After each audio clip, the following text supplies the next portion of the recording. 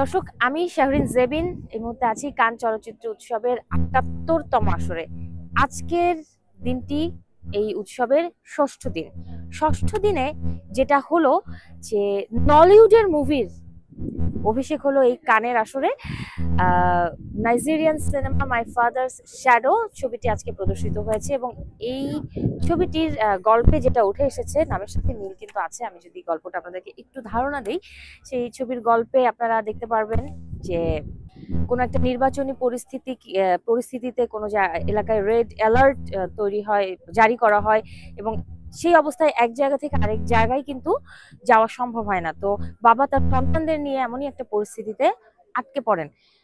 এই যে একটা ক্রাইসিস, এই ক্রাইসিস মোমেন্টে যে কোনো কিছুর বিনিময়ে যত কষ্টই হোক বাবা তার সন্তানদেরকে কিভাবে সেভ করেন এবং সন্তান বাবাকে কিভাবে ভালোবাসে, এই যে বাবা সন্তানের যে বিষয়টা, এই বিষয়টা ফুটিয়ে তোলার চেষ্টা করেছেন নির্মাতা আকওয়ানে ডেভিস ছবির দৃশ্যপটে। তো আস্থা ও নির্ভরতার তো এই ছবিটির এখানে প্রদর্শিত হয়েছে নলিউড ইন্ডাস্ট্রির জন্য এটা অবশ্যই একটা ভালো খবর। আর তাছাড়াও বিশ্ব চলচ্চিত্রের জন্যও কিন্তু এটা একটা সুখবর যে ছোট ইন্ডাস্ট্রি হলেও সেই ইন্ডাস্ট্রির সিনেমা কিন্তু কানের আসরে এসে পৌঁছেছে। আর এর বাইরে যদি বলি দর্শক, আপনারা যে আমাকে দেখছেন, আমার পেছনে যে জায়গাটায় যে কানের একটা পোস্টার আছে এবং সামনে একটা একটা সিঁড়ির মতো রাখা আছে বা স্টেজের মতো মনে হচ্ছে, এইটাই কিন্তু কানের রেড কার্পেট।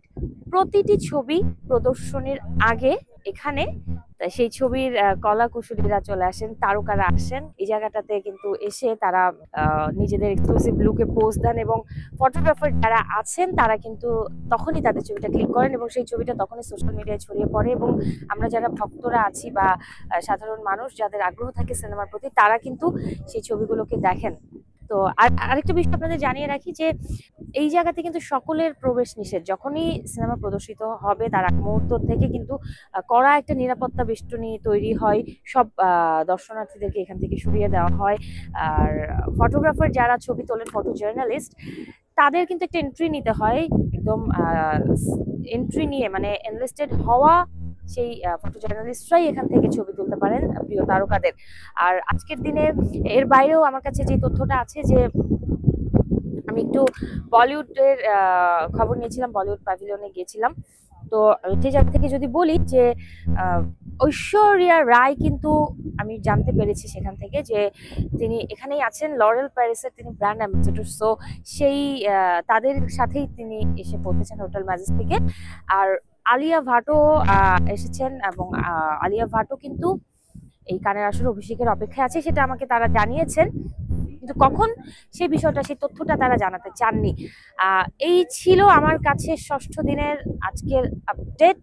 আমি পর্যায়ক্রমে 24 মে পর্যন্ত চলা কান চলচ্চিত্র আসরের আপডেট জানানোর চেষ্টা করব আপনাদেরকে।